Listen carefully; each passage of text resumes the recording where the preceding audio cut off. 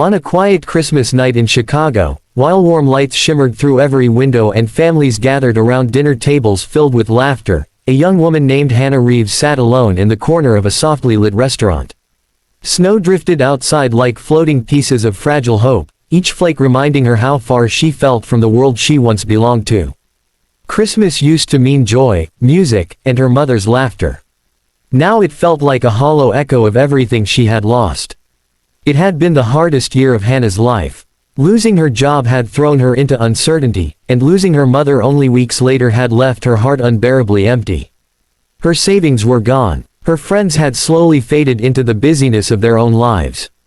And the apartment she once shared with her mother felt more like a cold museum of memories than a home.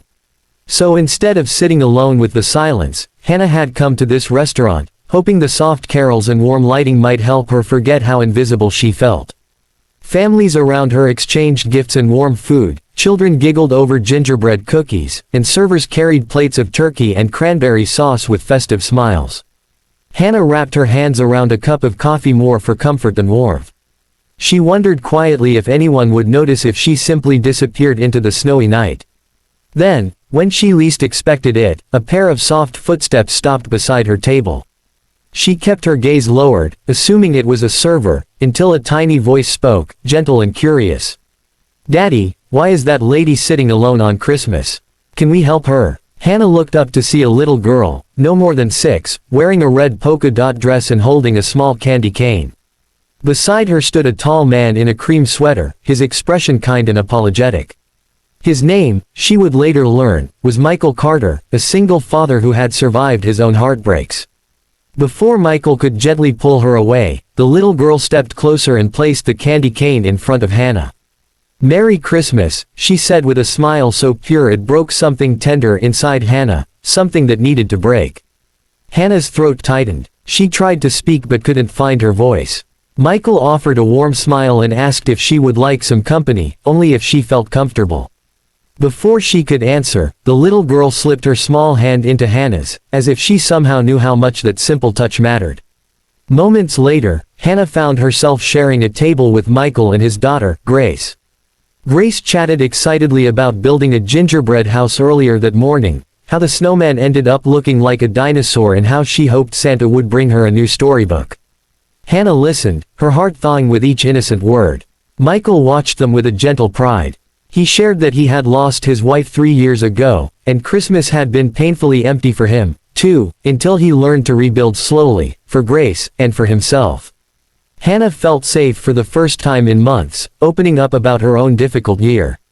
There was no judgment in Michael's eyes. Just understanding. As the restaurant began to close and the last guests drifted out into the snowy night, Hannah realized how quickly time had passed. Michael offered her a ride home since the snowfall was getting heavier. Normally, she would have declined. But Grace held her hand tightly, and Michael's sincerity felt like something she didn't want to walk away from. They walked outside together, the street glowing with white lights wrapped around trees. Grace insisted on walking between them, holding both their hands like she was gently stitching their brokenness together. Inside the car, soft Christmas music filled the space. When they reached Hannah's apartment, she felt a small ache that had nothing to do with sadness, just the quiet wish that the night didn't have to end. Grace leaned forward and hugged her tightly. "We'll see you again, right?" she asked with hopeful eyes. Hannah smiled and promised she would like that very much. Michael handed her a small paper bag, cookies Grace had insisted she take. "No one should be alone on Christmas," he said softly. Inside her apartment, Hannah placed the bag of cookies on the table and sat on the couch. For the first time all year, the silence didn't feel painful. She thought of Grace's warm hug, Michael's soft smile, and the unexpected kindness that had found her when she believed she had been forgotten by the world. In that quiet room, with snow still falling outside, Hannah whispered a small prayer of gratitude. Christmas had given her something she didn't even know she still deserved. A reminder that she was still seen, still human, and still worthy of love. And maybe, just maybe, the beginning of something beautiful.